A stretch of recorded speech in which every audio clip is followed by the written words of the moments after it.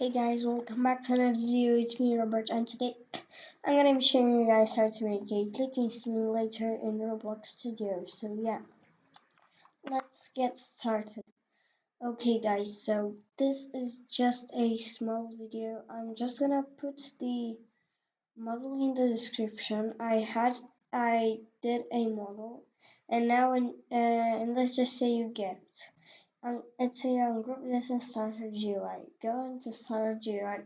Put this control U to ungroup. Now this is like a loading screen. Put your game title here. I made my game title here. You can put it your game title. Now when you go ahead and join game simulator, it's loading as you can see. And it stops every second when it reaches a amount because just wait and now it's gonna like shade. Yeah, this is the loading screen that I just completed. You when you go to the loading, you as you can see there's a client. Now when you go ahead and click that, it's not just that much scripting.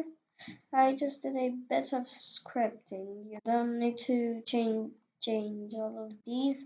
I'm gonna put the model in the description. So yeah, that was for today's video, guys. I hope you guys liked it, and I'll see you guys in the next one.